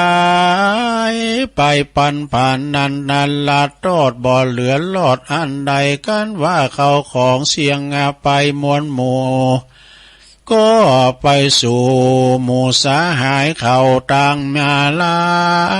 ยบอกจากันว่าเขาหันหน้าก็ปากันนีไก่กายกำโบราณไขบอกไว้ตั้งแต่ไทยเดิมทีว่ายามเป็นดีหลายหลากสาหายหากตัวมาย้ำอนาถาตุกธรรมจ้าก็บ่มีไผเหลวพอหน้ามาใจกำคนไขว่าไว้หากมาไล่ตนเราย้อนมัวเมาต่างถอยจริงตำก้อยเครื่องขี้เปื้อนกินเมลายลากันว่าเปื้อนตายนั้นหากหาเขียมจ้าเพียบเตรียมต้นไม้บ่มีบ่อไล่ดงตันอันว่าหาไม้จันนั้นก็กล้ามากหาได้ยากแต่เดเลก่อนเป็นเศรษฐีมั่งตาวบัดนี้ตุกแต่เล่าอาพานแอวขอตานเลี้ยงใส่ย้อนว่าเอาตนถอยเอาคนถอยไล่มาเป็นเปื้อนจึงตุกเขาเถื่อนดงนาอันนาถาต่ำก้อยตุกจองหอยไปลุนนั่นแหละนาสาธาอันว่าพระพุทธเจ้าสอนคนหนุ่มเท่ายิ่งใจว่าอย่าได้ผ่านภายไปสู่คบคนคบมาหาคนหมู่คนผ่านจ้างป่าปันจักจองไปสู่ห้องต่างวายใดชิบหายตุกย้อนป่าเดือดร้อนเครื่องขี้ดังบาลีเก่าไว้ว่าอัตตนะอัตนัตตาทาเยวาวาทันติปาลังปัจจุปเวปเสวะโตดังนี้แปลว่ายิงใจผู้ใดนาหนุ่มเทามาคบคนบาปเศร้าปาลาเอาเป็นเอามาเป็นเอาคนบอดดีมาเป็นกู้เอาคนพาลมาเป็นเจ้าหมู่สหายจักเป็นมีแต่ตั้งไว้มนเมียงสิบหายเสียงจุอันคือจ้างปาวันไปสู่ยังที่อยู่อเวจีเป็นตั้งบ่อดีมนเศร้าปาดื่มน้ำเหล้าไอสุรากลางคืนมาก็บ่เว้นปาไปเล่นการปนาละมีจุอันหลายแลบ่เว้นแวต่างจุอันว่าเป็นนักเล่งสุลานารีมีอาการมีการงานมีกรมมาขี้ข้านมักษาทานกลัวการสุลาบานน้ำเราบอกว่าหนุ่มเท่ายิ่งใจจังกินหลายมากน้อยมากโตดหากนั้นมีนานามคือเสียเงินคำบาดใจเจ็บป่วยใครจ้างมีมาสติปัญญาทำก้อยมักเป็นถอยเคียงกันมักเป็นถอยเถียงกันบ่รู้คืนวันคำเจ้าเป็นตังเต้าวำวายบ่รู้ละอายเผือดนาวามบ่ใดตำจ้านละกำนินตาหลายแหล่เตียงเกิดแก่ตนตัวจากป่ามัวเมื่อซอยตุกจองหอยโดยมานั่นแหละนาแท้ประการหนึ่งสายมีมิตรไว้เป็นคนพระนาจ้างปาปานไปสู่แอวกลางคืนอยู่บ่ได้ขาดสายเป็นต่างวายหลายอย่างมีต่างผ่านเอาคนผ่านมาเป็นมิตรเหมือนดังเอางูพิษมาอยู่ไกลจังร้อนไม่ไปลุนบ่รู้กุลรู้โตดใจเหี่ยมโหดปาลามักมันมักจะบาปบ่เว้น มักงาจักป่าบ่เว้นเขาว่าที่มวนเล่นไปสู่บ่หอนลูกคืนวันการผ่านนานนั้นโสดมีแต่ต่างโตดเลือลายเข้าของวายมวยม้างบอลหลอข้างอันใดกำโบราณไขมาแต่ก่อนเช่นปู่มอนสอนคนว่าจุมคนโจรถอยลายหลักทรัพย์ยังเหลือไว้ยังเกหาไฟแถมหน้าไม้มอดก็ยังเหลือลอดยังแผ่นดินนะแต่ว่าการพานนั้นกินจนเสียงมดเลี้ยนเกียงบ่ลอเหตุนั้นหนอกวนล่อกวนขวาดลู่ยังอย่าได้ไปสู่คนปาลาการคบหานักปราชญ์ด้วยดังถอยวัดบาลีว่าสุขโขหาเวสปุลิเสนะสังฆโมดังนี้ว่าการคบหาคนการคบหานักปราชญ์ผู้ฉลาดเมตติของใดดีมากน้อยกองใดดีมากน้อยต่อขอต้านกล่าวตอยสอนปันหือใดลู่หันบุญบาปกองอันใดบ่สุภาพก็เว้นหนีกองใดดีก็เที่ยวไต่ปฏิบัติไข่ตามลายเตี้ยงสมใจหมายฝ่ายหอยใดจืนจ้อยเจยบานนั่นแหละนาแถมประการหนึ่งสายต่างหมนไม่ว่ำไวคือว่าเอายิงใจขี้ข้านมาเป็นป้อคือเอายิงใจขี้คร้านเอาบ่เอาฐานเอ็นยานกาดทำการบ่เลวสวะวางแอวกลางโหนก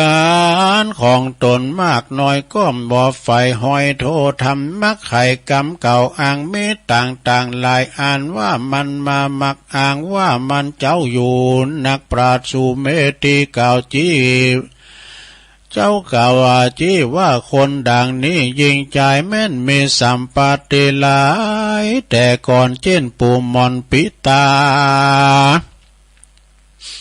ย่อมไกลกลาเมื่อซอยตุกจ่องหอยไปลุนส่วนว่าคนค้ากูนกันอยากตุกลำบากเครื่องขี่บ่มีขันติตั้งมันขยันมันกาขยันมันตั้งการย่อมมาตุกผ่านกว่าเก่าลายลอยเต้ากันนาปันดังคนอนาถากันอยากกันว่าอดสาหากกะทำการย่อมมาบอดตุกผ่านดังเก่าจักมูลมั่งเต้าเป็นดีส่วนอันว่าคนมั่งมีแต่ก่อนบอลละย่อนอดสาสมาจักมีมามากกว่างามบ่อาจอ้างเป็นหมายและนาดังเตสานามานิสัยกองถอยไล่ก่อเมีย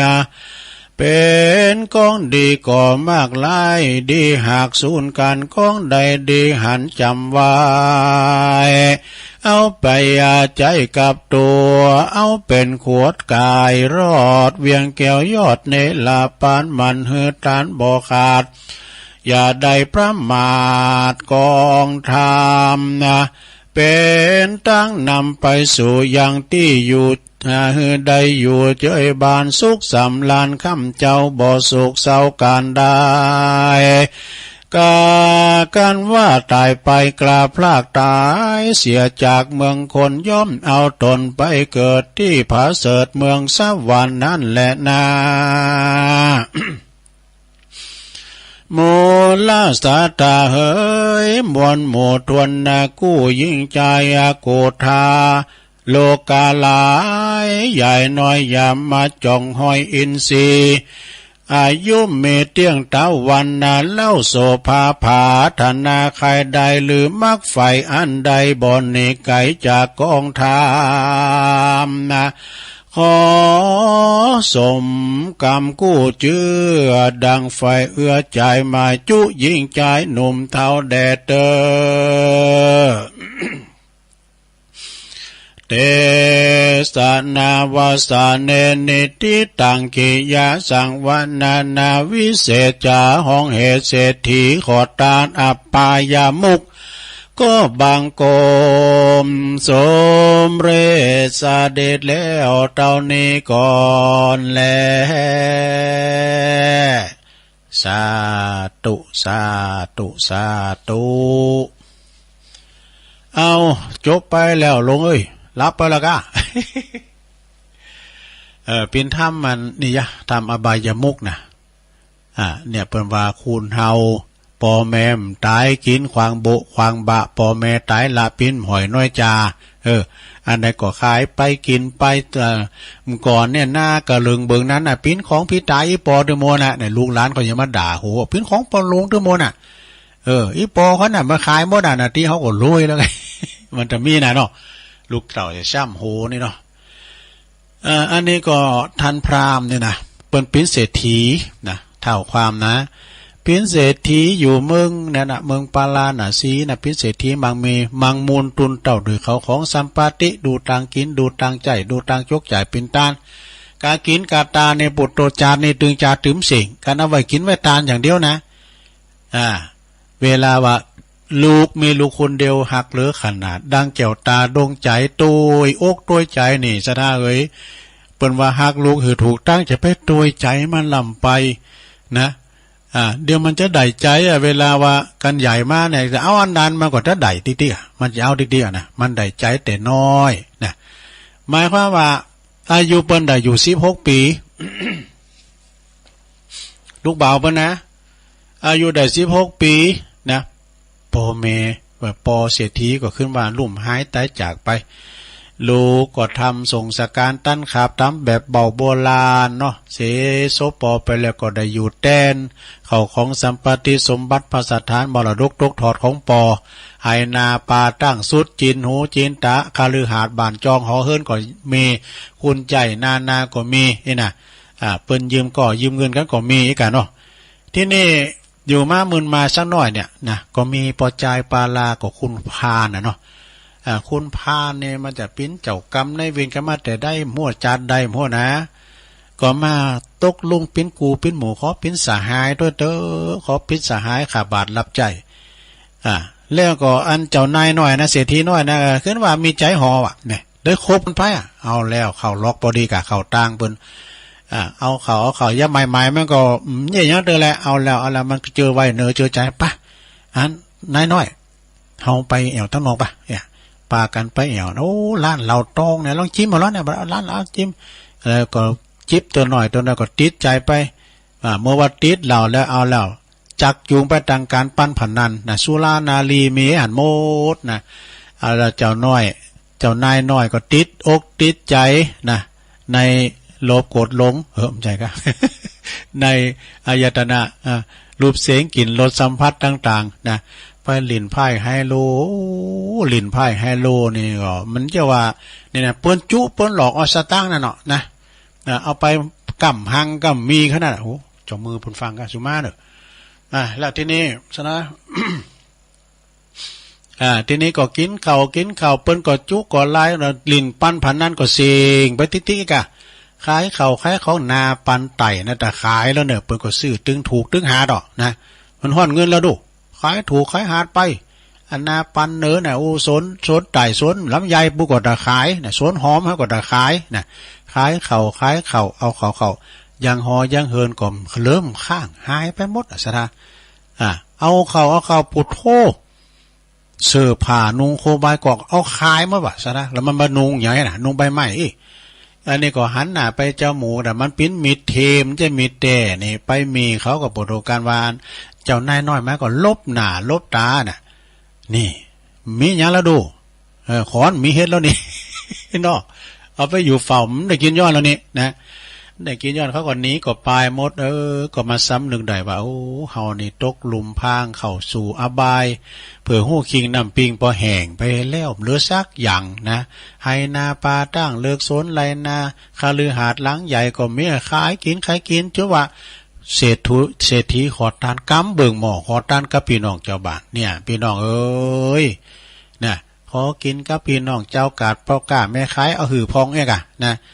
เนี่ยกินเหล้าเหล้านี่มันเป็นหนึ่งในศีลห้านะการลงข้อหาละสุราเมรยะมัชฌะปามายนะการมันหายไอ้หรือว่าไอ้เวิงไปเลยนะมันเปิ้นโจปานไหนไปเอาโจไปฆ่าคุณไปโจไปตีคุณไปมันเมาแล้วนี่เนาะมาดื่มโกอย่างนี้บทมอกตำคุณมอกให้เศร้าคุณมันโกแล้วมันใส่แล้วนี่ใจมันกะซะนะเนาะใจมันกะเนี่ยเปิ้นมีบทกลอนเปิ้นว่าอันสุราเมรัยใช่น้ำเปล่าอย่ามัวเมาดื่มเล่นเช่นน้ำฝนไม่ว่าเหล้าหรือเบียร์พาเสียคนประสบผลกับความชั่วมัวหมองใจหมดค่าเหล้าเท่าไรไม่เคยหวั่นรอถึงวันชีพดับเพราะตับแข็งหมดค่าเหล้าลืมไปแล้วลุงเนี่ยลืมหมดแล้วบ่หมดค่าเหล้าเท่าไรไม่เคยหวั่นรอถึงวันชีพดับเพราะตับแข็งหากวันไหนไม่ได้กินแทบสิ้นแรงคอทองแดงอย่างฉันรอวันตาย มันกับเหล้านี่มันลายนะลุงเนอะการใส่แล้วมันมีความประมาทขาดสตินะขี่รถขี่ลากาเนี่ยมันก็จะบีดไปติ๊กๆก่อนเนาะโดยความประมาทโดดมันเลยโกงก้านี่ก็ระวังนะอันนี้ก็สรุปทำเศรษฐีขอทานจบเป้งตัวอีกกันนะลงเด้อจบลงไปนะเศรษฐีขอทานไปคบหมู่คบฝูงตีบดีคนพาลเนาะไปคบคนพาลพาก็พาไปหาพิษนี่คบบัณฑิตก็จะพาไปหาผลศรัทธาญาติโยมทั้งหลายปิณคติสอนใจเตือนจิตเตือนใจหักลูกถูกตั้งว่าจะไปตามใจลูกยามน้อยยามมันใหญ่มานี่มันก็จะได้ใจนะเนาะจะได้ใจไปต่อไปเอาปอนธรรมนี่กันเนาะเอาปอนธรรมของแม่คำปันอุ่นจะนำกันเลยแม่คำปันในเปิ้นอยู่บันเวงที่กาดติดนะวันนั้นไปช่วยงานเปิ้นก็มาหอมซองกันเตดเนาะเอาปอนเปิ้นก่อนสัปปิติโยวิวัจจันตุสัพพะโลโกวินาศตุมาเตภวัตวันตรายโยสุขีติคายุโกภวะอภิวาทานาสีลิสานิจังวุธาปจายโนจัตตาโลธรรมาวัตันติอายุวันโนสุขังปะลังเอาแล้ว อยู่ดีมีสุขกันศรัทธาญาติโยมทั้งหลายฝนก็เริ่มตกมาละยินอกยินใจนะแต่ว่าวันซื่อนี่ก็ได้ไปช่วยงานที่วัดโหโขงในตั้งอยู่ตำบลสองแควอำเภอได้หลอนี่แหละนะโดยท่านปรเมศทิตเมธีเปิ้นเป็นเจ้าอาวาสเนาะตัวปีปรเมศนี่เป็นหนุ่มแน่นอยู่อายุ30ปลายมันได้แต่ว่าเป็นหนุ่มไฟแรงเป็นว่านักพัฒนาทั้งตัวหนึ่งก็ขอบคุณท่านผู้ช่วยโชติขุนชนะธงนะมาหับตัวลุงเนาะพอลงวาดเขาก็ดีโปรแกรมนั้นนงนี่เป็นปิ้นผู้ดีกุดสั่งห่างแปลงเมนนะโธ่แปลงให้ได้ให้กุดตีก็ฮะแปลงเมนตามป่าจ้าก้ามสังกานี่นะก็วันนั้นก็คุณนะคุณลายเนาะที่เป็นยกยอดชัดพระธาตุเจดีย์ที่วัดโหโขงก็เลี้ยวไปคุณก็นักก็ลายติมวัดติมว่าจบจากหันแล้วตุลุงก็มาช่วยวัดเวงหนองล่องวัดบันเวงที่กาดติดนะโดยเมตตาบารมีธรรมอาจารย์พระครูจิระบุญญาโชติตัวปีพลเฮาก็คุ้นหลายอยู่ศรัทธาญาติโยมทั้งหลายเนาะนั่นเป็นมีงานหลายคืนแล้วก็แวะปฏิวัติพงชัยกรรมวัดพงชัยนี่อยู่ตำบลบ้านแป้นอำเภอเมืองจังหวัดลำพูนก็ไปตอนบ่ายวันนั้นนะจันเพลแล้วก็ไปอาจารย์พระครูวิสุทธิธรรมโคสิทธิ์อาจารย์สัมพันธ์นะเปิดก็จะร้องพระอุปชาตัวอีกอะเปิดก็เราฟังพุทโธเท่านั้นมันก็เริ่มไปที่ฝนตกในบุรุษเนี่ยน้ำไหลไฟดับเนี่ย มันก็งานเป็นจบไปทีละฟุ้นอื่นพอดีนี่ ซักซีดขนาดเลยเนาะซักซีดแต่เปิ้นยังมีไหวตาเปิ้นแข่งกองอยู่พ ปิดมาแข่งกองโลงด้วยเนาะวันนั้นนะแล้วก็แต่ว่านี่ก็เปิดก็วางศิลาฤกษ์พุทธมณฑลบุญแฮมนะแต่ว่านี่ไม่ได้ไปโดยเปิ้นหลวงพ่อเพิ่นไปเตียนสำนักงานพุทธมณฑลจังหวัดเชียงใหม่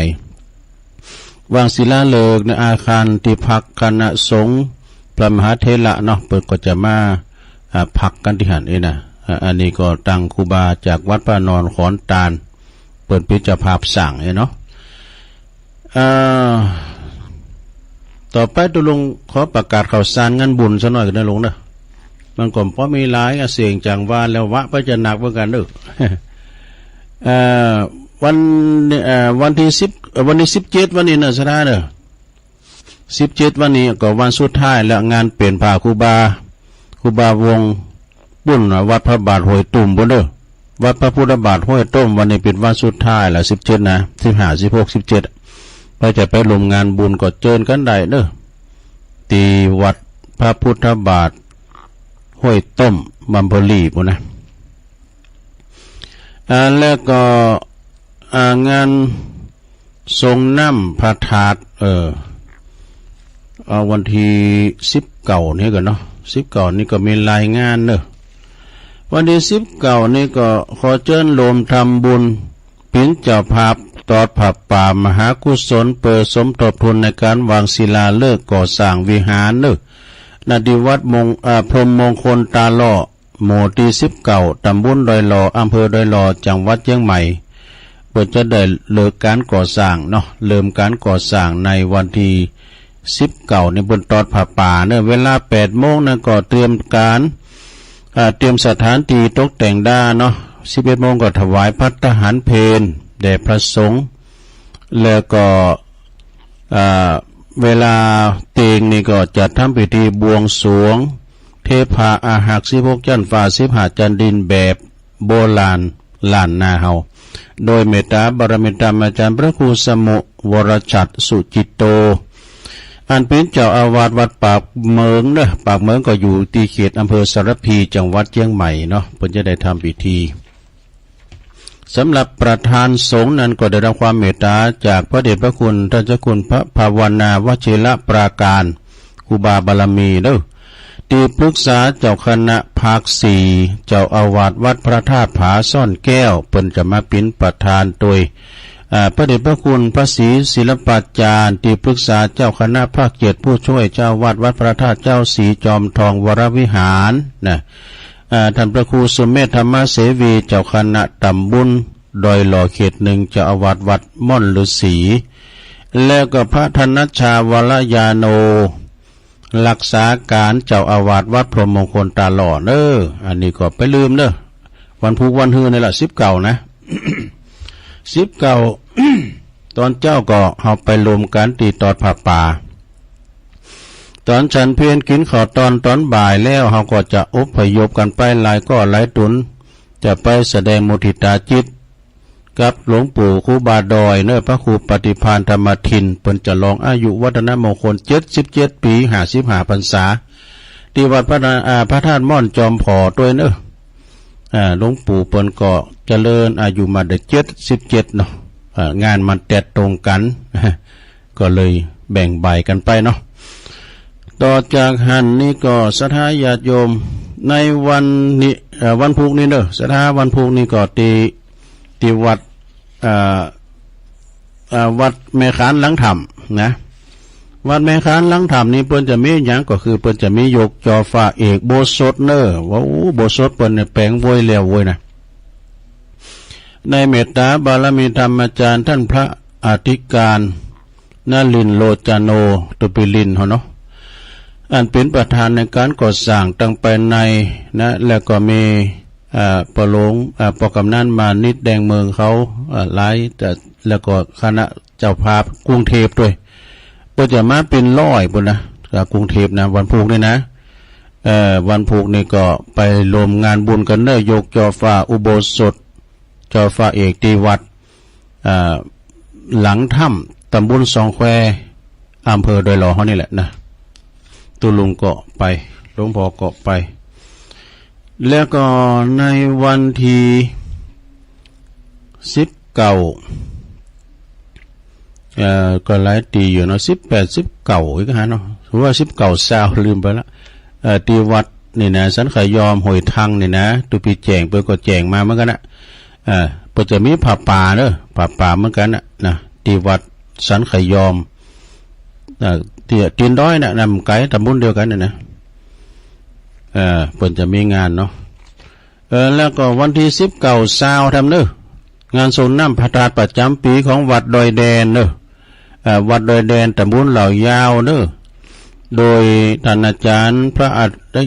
ระอธิการสุทัศน์ธนัญชโยตุลุงสุทัศน์เฮานี่นะเจ้าตำรับตำลาผี6โตนเปิ้นก็จะมีงานเด้องานส่งน้ำพระธาตุประจำปี19ซาวพฤษภาเนี่ยนะวันพุธวันฮือเนี่ยจากกลางวันจะมีซอไอจูขี่เมงนี่ด้วยพร้อมทีมงานมาซอคือฟังวันนั้นก็บันเวงก็อันพันนีเม็ดแดงเนาะเป็นซอวันคำโอ้ซอโมนหรอ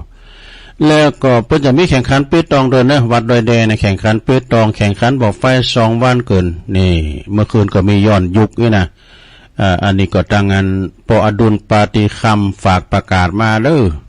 พี่น้องดอยแดนละแวกใกล้เคียงก็ไปกินไปทานกันนะ6 มิถุนายนก็หอมบุญพุ่นนี่นะโจ่งไปหน่อยหลวงพ่อมณิษฐาวโรเพิ่นจะมีงานส่งน้ำพระธาตุประจำปีนะสำนักสงฆ์หอมบุญพุ่นดอยสะเก็ดพุ่นวันที่6 มิถุนายนแต่ว่านี่ก็ไปพระท่านมหาธีรพันธ์ธีรกิติปท9เจ้าคณะตำบลน้องหล่องเจ้าวัดตุนพึ่งก็จ้องมาเลยตุลุงวันที่5 ที่ 6นะอันนี้ก็ตรงกันนะเพิ่นจะมีงานส่งน้ำพระธาตุก็จะไก่มาเจ้าได้ประกาศเนาะประกาศในสถาได้รับทราบกันนะแล้วก็วันที่ต่อไปก็วันที่26 ถึง 30 พฤษภาเนอะเพิ่นจะมีงานส่งน้ำลอยพระบาทตากผ้าที่ปุ้นวัดพระพุทธบาทตากผ้าเนอะเริ่มวันที่26 ถึง 30 พฤษภานะมีหลายที่วัดปูวัดอันป่าปูด้วยกันเนาะวัดป่าปูตุงมานนี่นะอาจารย์กำพลก็เนี่ยเปิดกระตรงกันนะเนาะวัดพระบาทตากผ้าแล้วก็งานต่อไปก็คือวันที่20นี่กันเนาะ22เนี่ย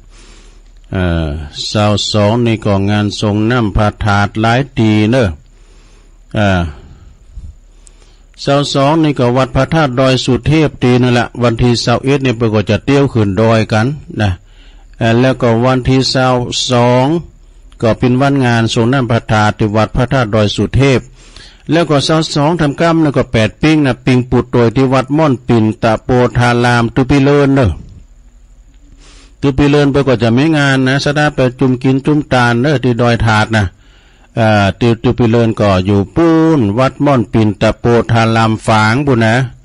ตุปิเลินนี่ก็จิตอาสาไปที่ไหนด้วยกันช่วยงานครูบาอาจารย์จากนั้นก็ไปกินไปตาลด้วยกันเนอะส่งน้ำพระธาตุประจำปีแล้วก็ขอเชิญรวมทำบุญส่งน้ำพระธาตุวัดเกตกาลามส่งน้ำพระธาตุพระเกตแก้วจุฬามณีอันเป็นประธาตุประจำปีเกิดปีจอเนอะณวัดเกตกาลามตำบลวัดเกตอำเภอเมืองจังหวัดเชียงใหม่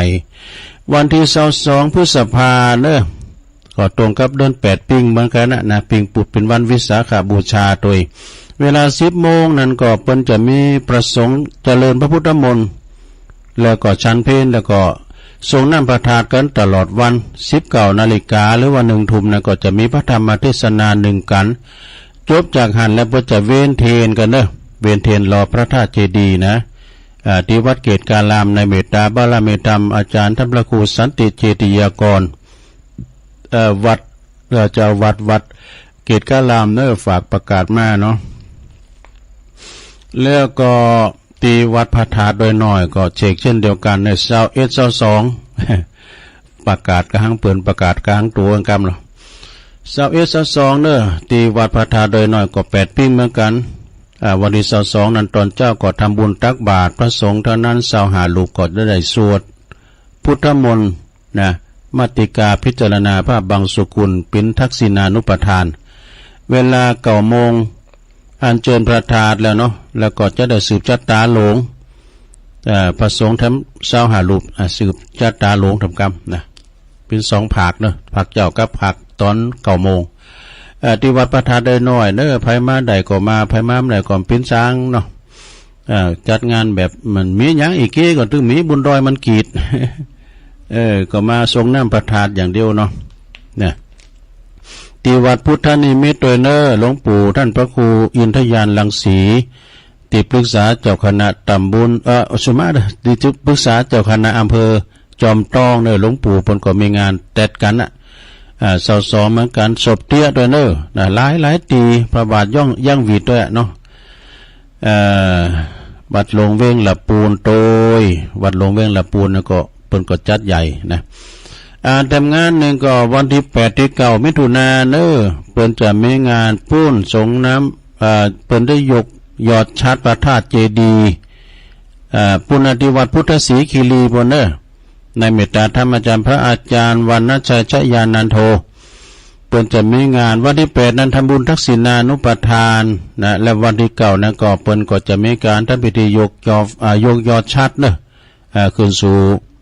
พระธาตุเจดีย์กันต่อไปก็ขอเชิญเนอศรัทธาญาติโยมบ้านไกลทั้งใดก็ดีไปรวมบุญกุศลไปกินแป้ตาลโดยการเนอที่วัดพุทธศรีคีรีเนาะเนี่ยข่าวสารงานบุญก็มีเต้าอีเนาะถ้ามันขาดตกบกพร่องอะไรก็สุมาโดยเนอผูกเมียมวันหนึ่งอยู่ผูกในวันเสาร์ก็จะได้ประกาศทำกรรมผูกนายกวัดมาบ้านกิจกรรมเนาะเหมือนเดิมวันพุธนี้ก็จะมีกิจกรรมวันเสาร์ยกวัดมาบาทเดินเนอตุลุงเปิดโทรศัพท์ก่อนโอ้มันมึนไหมก่อนเนอต่อยให้หน่อยละเนี่ยนะไหวโว่อย่างเงี้ยวันโว่กาอย่างเงี้ยวันพุธนี้ก็ไปปักกันที่วัดแม่ขานหลังถ้ำเนอยกจอฟ้าเอกโบสถวัดของแม่ครูแสงเอ้ยสุริยมนนะแสงเอ้ยปัดดำจังซอเปิ้นไทยซออยู่กะเนาะเดี๋ยวตักตังลายนี่ไผผ่องจ้าเนี่ยลายอยู่กะกำลังเปิดเลยเนี่ยแล้วก็ศรัทธาญาติโยมเนาะในวันพุธนี้ก็18แล้วก็19ไปอันปุณณวัดมงคลท่าล้อนะมงคลตาล้อปุณจะตอนป่ากันเอาเดี๋ยวขอความเข้าช่วงนี้ตุลุงเปิดสายมันเพราะลายได้มันพอทำก้ามเอาเวลาก็โวยอยู่ได้เนี่ยดิกันเนอศรัทธาเนอพงตั้งมั่นนะก็ลายมาพงตั้งมั่นนี่ก่อนชายน้อยเอาหายไว้ๆนะก่อนเด้อเดี๋ยวนี้สบายมาละฟังอยู่ครับแม่นี่จากตาตุ่มยายไข่แก้วยายไข่แก้วนี่อยู่ปุ่นบันเสงบนเนอยายก็ฟังอยู่บันเสงก็ตำบุญปุ่นบันเป็นเนาะจะนี่จากหนองหานสันทรายโดยน้อยพัฒนาคุณแม่สิรินทิพย์บุญเลิศฟังจากกรุงเทพแม่หลวงสายฝนจันทร์กุลนะจากน้องผักขาวนะแล้วก็แม่สมผัดแม่ย่อยสันทรายแม่แดงอัมพรเต็นดอกไม้แม่สีทรจากชัยประการเด้อแล้วก็โยมกนกพิชัยนาขอบคุณเด้อโยมไปก็ทำบุญมานะโยมกนกพิชัยนาจากร้านนานาพันธ์โยงยุทธมณีวันอันนี้เป็นอยู่ปุ้นบ่อเหี้ยวลำปางโยมยุพินหอมอาลาเป็นน้อยฟังจากแม่อยู่ก็ชัดเจนดีจาก104บุญส่งจากลำปางเนอแม่ชีจินพานีอู่ทองฟังอยู่แม่ครูธัญญากศนเนอก็ฟังอยู่เชียงใหม่แล้วตุปิชาก็ฟังอยู่ที่วัดป่าตาลเนอปัตตานพุทธิธรรมคนเดิมแม่สุทัศน์ดีมูลเนาะแล้วก็สุทันโอ้ลือหลงเนอะลือหลงเจริญพรเนอะลือหลงเฮาเปิ้นก็วันนี้เกิดโลดแดนอยู่จ้าจบการตักตาย เอาละตอนนี้ไปก็จะล่องเสกคืนเสกสายเนอะแจ้งผลการหับฟังมาเวลามีหน่อยคนละเล็กคนละน้อยเนาะเอาสายแหลกเข้ามาเจริญปอนอาจารย์ครับ โอ้หลวงพ่อกฤษเนาะแขกเยอะนะอาจารย์เนาะหลวงพ่อกฤษฝนตกชุ่มฉ่ำดีแล้วนั่นก็ไม่ร้อนแล้วก็จะปิดร้อนพ้องละครับครับไหว้สาครับหลวงพ่อครับครับเจริญปอนเจริญปอนเจ้าไม่สายเจ้าตุลุงแม่ไพเนาะเจ้าแม่และเจ้าเศรษฐีขอทานเนาะเศรษฐีขอทานขอบคุณดีนะกะเจ้าครอบคนอย่างใดก็เป็นคนจะอันนั้นเนาะตุลุงเนาะครบหมูแห้งปีนแห้งครบหมูกาเป็นกานะกะแม่และเจ้าขอบคุณแม่ไพหลายๆเนาะเจ้าไม่สายเจ้าตุลุงฟังอยู่เจ้าอันนี้อยู่ดงฤาษีนะดงฤาษีกับบานหงนะมนฤาษีศิลป์ก็จัดมนเนอมันดนตรีพื้นเมืองเบิ่นนะเจริญปอนไหวสาตุลุงฟังเด้อแม่บุญศรีสร้างเลงเนาะเจ้ากำลังใจนะตุลุงเด้อคุณกันนิดกันหน่อยนะตุลุงเนาะเจ้าเวลาแต่ว่าก็ป้าท่านมาหาอยู่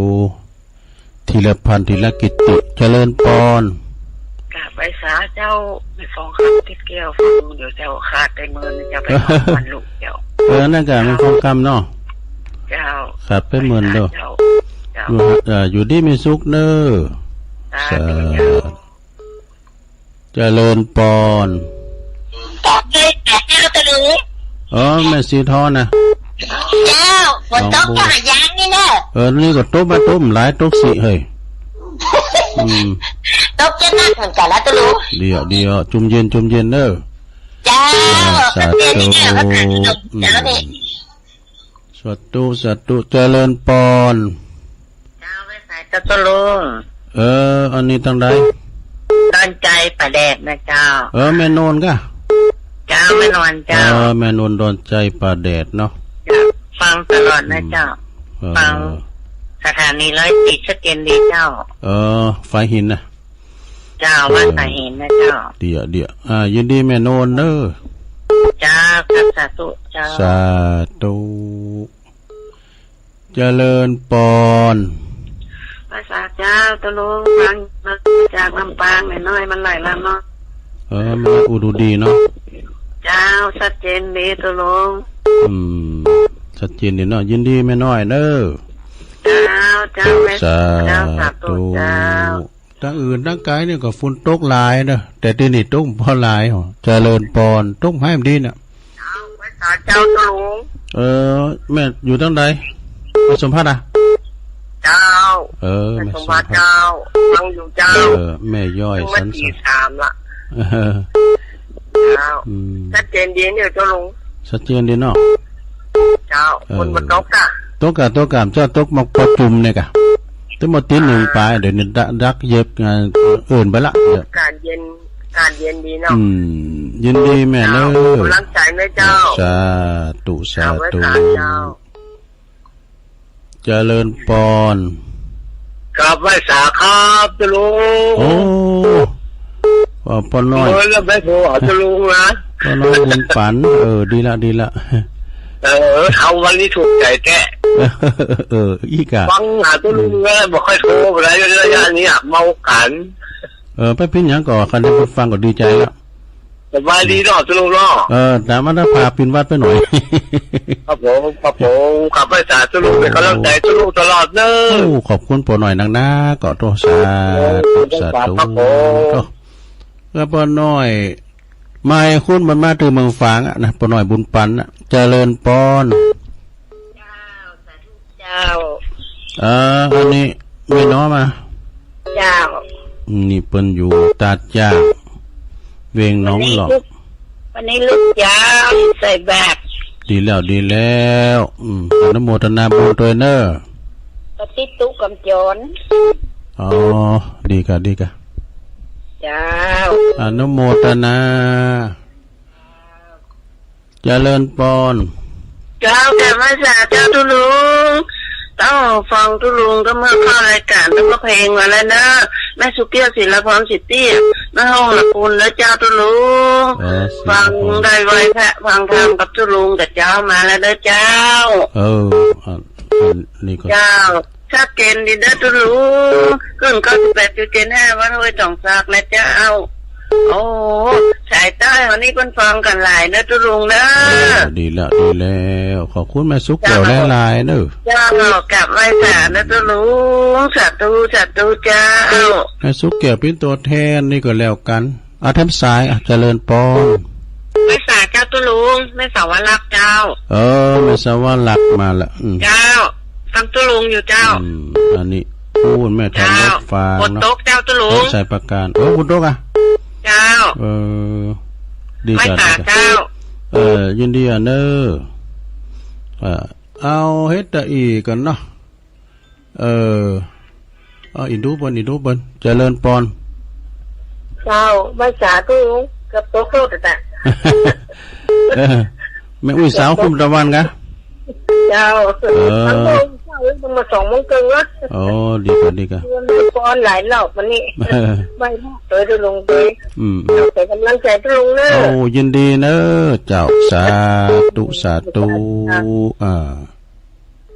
เอาละมันเต้นได้โทนสายเด้อเนาะผูกไว้โทน